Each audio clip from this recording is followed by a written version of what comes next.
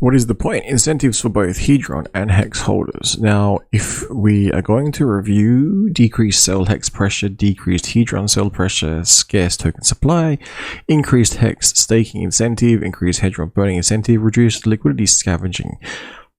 Now, you may not be a fan of this particular ecosystem. For whatever reason, that's fine, you know.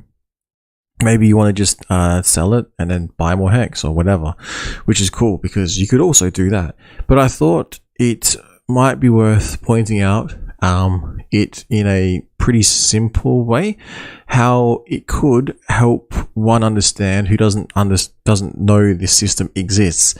Now, what am I trying to say? All I'm trying to say is, say you are a large holder of Hdrn.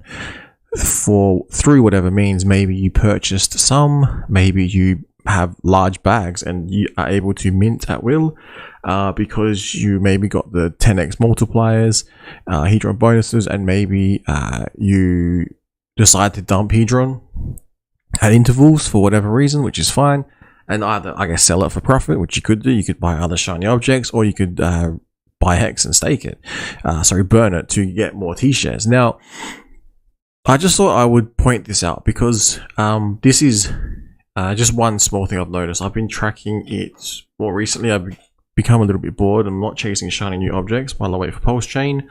Maybe I'm missing out on some, mad gains and things like that, but that's okay because in my boredom, the simplest way to explain it. Yesterday, I did a quick stream and it had T shares, stake shares. Staked hex has the ICOSA value, the current bid, and recently it's been updated and actually shows you how much the Hdrn is worth in US dollar value. It shows you how much ICOSA is worth, and it also shows you how much the hex is worth. Now, if you were to get a large amount of Hdrn and you decided to dump it to buy hex, you could do some calculations. Like you could literally go into the DEX that you're using or however you're trading and swapping, and calculate the slippage, if any, and go, well, okay, I can sell this and buy $370 worth of hex, give or take the gas fees. It's kind of a painful spot at the moment, the whole Ethereum and the gas fees, while we wait for Pulse Chain. Or, for instance, you could come over here, you could look at this, $370. Say you were the winning bidder. Yesterday there were some large amounts, and if you were lucky enough to do it, you could have come across some Hdrn, and then you could have scooped up some decent amount of T-shares. Well, I think they're decent, but the catch is, I guess you call it a catch, these ones, a lot of them are locked for 5 days, 5 days, etc, etc, etc. So the question is, were you going to sell this amount of Hdrn for that amount, less than your gas fees, and then were you going to purchase that amount of hex? How much hex would you have got? And would you have staked it out for, the 5555? Who knows? But if you were planning on doing that, maybe one would consider, I can't provide any sort of advice. This is not the point. This is purely educational purposes, which you could say, well, that's teaching people. Well, it's giving, no. I'm pointing this out. Do not listen to me. I'm some random dude on the internet. Do you trust me? You probably shouldn't. Should you verify me? You probably should. Now, you could take $370 worth of your Hdrn at the current bid. There's no guarantee it'll go through, and you could get this amount of hex with this amount of T-shares minted. When you think about it, back 260 days ago, when the T-share rate was more favorable. So, and at the end of that, you can, take your HSI out, unwrap it, I guess you would call it, decloak it, I don't know what term you would like to use, whatever, pull out your hex, pull out the additional hex minted, and I'm pretty sure you can mint the extra Hdrn, and is there an ICOSA value to it? Yeah, and mint the extra Hdrn. Now, that being said, right, yesterday we saw, so if you look at these ones here, there's like T-shares, nothing over 10. Now you can go back through, and I guess in the next 24-hour period, less than, there's, 3, 3, 3, 3, 4, 1.2, there's some 2, etc, etc. Now yesterday there was some pretty big ones. Now, what did we see? We actually saw, because of the larger T-share amount, see this one's not too bad actually, but it's got about 17 hours left. Current bid is $80. Imagine if you're lucky to get that, you would pick up, say, 2,700 for $80. It's not a bad deal if you're lucky to pick that up. Now, that is good. That is one aspect that is good. Simple to understand. I guess the next layer on top of that is when these amounts here, these T-shares are larger and the bids are larger, that means when the bids are successful, the Hdrn is being burnt. And basically the correlation that I noticed, simply put, was as the T-share amount are higher in the stake shares column. Now, there's more technical stuff behind this, but this is a good way to put it. As the T-shares are higher and as the bids are higher, because, you know, you trying to get the higher amount of hex, more Hdrn is burnt once they win the bid. And then what you saw today was a larger yield in terms of Hdrn and Icosa payout. Now, I just have to double check because I actually am starting a side spreadsheet. Now, this is my own personal one. Basically, we saw a pretty substantial increase. Not as big as the 24th or the 4th, but pretty large because there's been an average of, let's call it, if I go to percent, I've got actual physical amount dollars worth, relative dollar worth to my particular country, then actual yield per day. Now, yield being actual yield per day, which is different to the way some other people might calculate. All right, it's not going to give you an average. Damn it. We can say it's higher than normal, basically. Second highest one I have on my spreadsheet. The highest so far being the 24th of the 4th. Now, that being said, if you are burning more Hdrn, chances are you are getting more hex, although it is in the HSI format and it is locked up.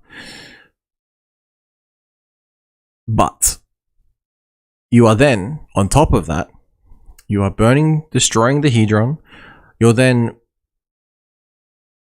on that day, if other people are also doing the same thing, the chances of the payout the next day being higher increases. So yesterday we saw huge T-shares sitting in here. We saw a lot larger bids in Hdrn, which meant more Hdrn got burnt, which meant the payout was higher because more Hdrn was being destroyed. And as we can see with the T-share function becoming more scarce, so too does the Hdrn, because the Hdrn is a function of the T-shares, and so too is Icosa a function of the T-shares, technically speaking. So I just thought I would point that out because Hexco appears to be on fire at the moment. I'm not sure why. Because maybe people don't understand or don't want to use this system. Maybe people are just selling because they can. I don't know what it is. I've given up on trying. I'll try and earn more income to beat this inflation in the real world and also try and purchase some more hex. And one way which one could do this if they didn't want to ladder out in intervals, you know, separate from 15 years maximum, could be to come in, I hate to say it, and actually get their hands on Hdrn. So whether that be by hex and burn it to get earn T-shares to get Hdrn. One could even, I don't know if you would actually want to go out and just purely buy Hdrn or Icosa to try and get, you know, the amount of Hdrn required to get the T-shares. It's hard to say. I just thought I would put that out there. That is basically why today we saw a larger yield, a larger percent, a larger, you know, daily yield on the amount of Icosa and Hdrn. I would argue strongly because the bidding amount was burnt yesterday in large numbers, because there were large T-shares on the board here, and then tomorrow it doesn't look like it's going to be as higher of a day. Let's have a look. There's about 23 coming through.